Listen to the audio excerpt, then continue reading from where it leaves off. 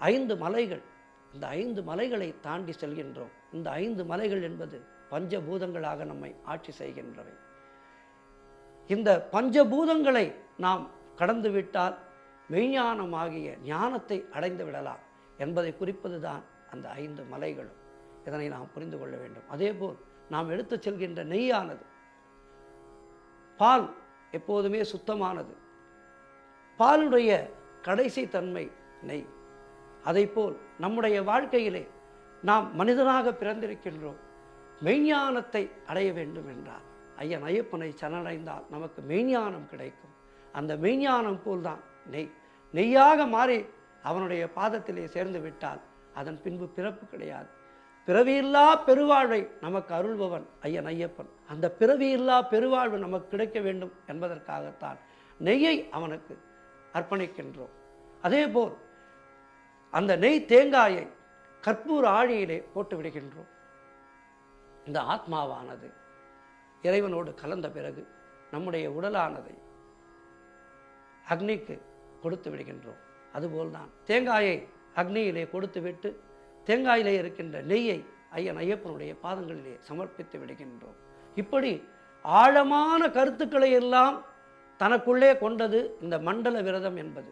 இதனை குருசாமி அவர்களிடம் நாம் அனுதினமும் கேட்டு தெரிந்து கொள்ள வேண்டும். இதற்கு என்ன அர்த்தம் குருசாமி சொல்லுங்கள், இதற்கு என்ன அர்த்தம் குருசாமி சொல்லுங்கள் என்று குருசாமியிடம் ஒரு நன்கு படிக்கின்ற மாணவன் தன்னுடைய ஆசிரியரிடம் எப்படி விளக்கங்களை கேட்டுக்கொண்டே இருப்பானோ அதுபோல் குருசாமி அவர்களிடம் நாம் தெரிந்து கொள்ளாத பல விஷயங்கள் நமக்குள் இருக்கின்றன.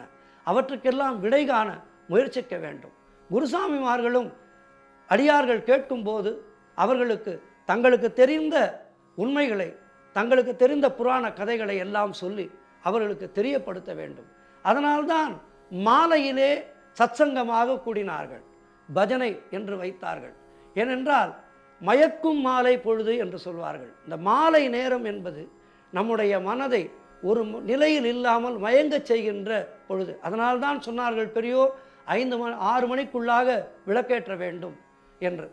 மங்கையர்களுக்கும் சரி அதேபோல் ஆண்களுக்கும் சரி இதை நியதியாக வைத்தார்கள். காலையிலும் மாலையிலும் ஆலயம் செல்லும் பழக்கத்தை தினந்தோறும் வைத்துக் கொள்ள வேண்டும்.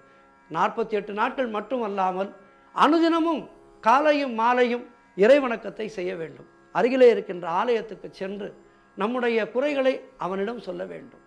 ஆக இப்படி மாலை நேரத்திலே சத்சங்கமாக கூடும்போது நம்முடைய மனதானது மேலும் மேலும் இறை நிலையை தேடி ஓடுகின்றது.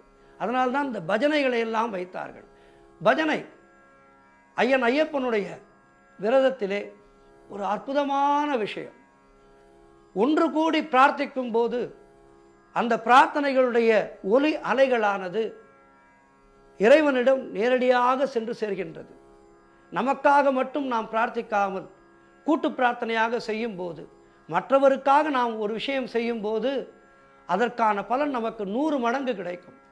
ஆகவே இப்போது கூட பஜனைகளையெல்லாம் நான் பல இடங்களிலே பார்த்திருக்கின்றேன்.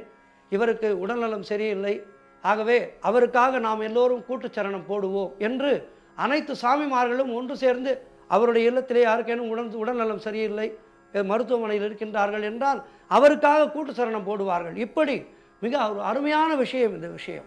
மற்றவருக்காக பிரார்த்தனை செய்யும் போது அந்த பிரார்த்தனையுடைய பலன் கூடுகின்றது. பிரார்த்தனை செய்பவருக்கும் பலன் கிடைக்கின்றது, யாருக்காக பிரார்த்திக்கின்றார்களோ அவர்களுக்கும் பலன் சென்று சேர்கின்றது. ஆகவே இந்த கூட்டு வழிபாடு என்பது மிக மிக அற்புதமான ஒரு நடைமுறை. நிறைய பூஜைகளை கலந்து கொள்ள வேண்டும். காலையும் மாலையும் ஓய்வு நாட்களா பூஜைகளிலே கலந்து கொள்ள வேண்டும். ஆகவே இந்த பூஜைகள் அனுதினமும் மாலை போட்ட நாள் முதல் அனுதினமும் பூஜையிலே கலந்து கொள்ள வேண்டும்.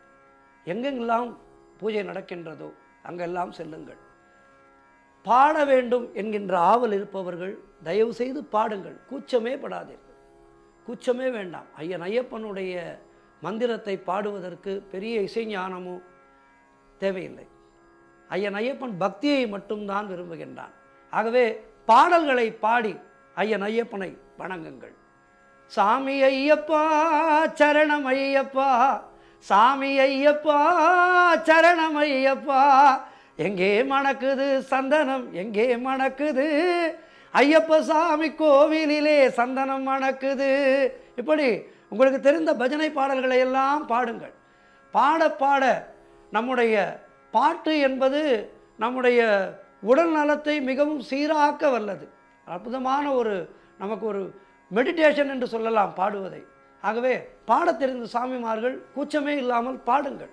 அதேபோல் இன்னொரு விஷயம், பூஜையிலே நிறைய ஐட்டங்கள் நான் பார்க்கின்றேன், அவை தவிர்க்கப்பட வேண்டும். காரணம், பெரும்பாலும் அவற்றை வீணாக்கி விடுகின்றார்கள். 18 ஐட்டம் போடுகிறார் ஒரு சாமி. 18 ஐட்டம் இரவு நேரத்திலே சாப்பிட முடியுமா? ஆனால் அப்படி போடுகின்றார்கள். அவற்றையெல்லாம் தவிர்த்து விடுங்கள் சாமிமார்களே. சிற்றுண்டி அதுதான் ஐயன் ஐயப்பனுக்கு மாலையிலே. ஆகவே எளிதான உணவுகள், ஒரு பொங்கல், இட்லி, சக்கரை பொங்கல், இப்படி எளிதாக இருக்க வேண்டும். நிறைய ஐட்டங்களை போட்டு வீணாக்கக்கூடாது. முக்கியமாக சொல்வதே எளிமையைத்தான் நம்முடைய ஐயப்ப விரதத்திலே சொல்கின்றார். ஆகவே அவற்றை தவிர்த்து எளிய உணவுகளை போடுங்கள். பெரும்பாலும் உங்களை கையெடுத்து கும்பிட்டு கேட்டுக்கொள்கின்றேன், பூண்டு வெங்காயம் போன்றவற்றை பூஜையிலேயே சேர்க்கின்றார்கள். அவற்றை தவிர்த்து விடுங்கள். பூண்டும் வெங்காயமும் நம்முடைய காம எண்ணங்களை தூண்டக்கூடிய ஒரு வஸ்துக்கள். ஆகவே அவற்றை தவிர்த்து விட்டு, ஏனென்றால் ஐயப்ப விரதத்திலே மிக முக்கியமானதே பிரம்மச்சரிய விரதம்தான். அதனை பாழடிப்பது போல் பூண்டு வெங்காயம் போன்றவற்றை சேர்த்தால் அவை நம்முடைய விரதத்துக்கு பங்கம் அளிப்பவையாக இருக்கும். நான் சொல்வதை தயவுசெய்து சாமிமார்கள் தவறாக எடுத்துக்கொள்ளக்கூடாது.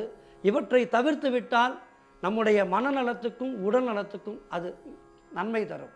ஆகவே பூண்டு வெங்காயம் போன்றவற்றை தவிர்த்து பூஜைகளிலே சமைக்க பாருங்கள். அவை நம்முடைய விரதத்தை மேன்மைப்படுத்தும். ஆக இப்படி கடுமையாக விரதம் இருந்து சபரிமலைக்கு செல்கின்றோம். இந்த 5 மலை, அந்த 5 மலையினுடைய தத்துவங்கள், 18 படியிலே என்னென்ன தேவதைகள் எல்லாம் இருக்கின்றார்கள், அந்த தேவதைகளை பற்றி இப்படி எல்லாவற்றையும் பார்க்க இருக்கின்றோம்.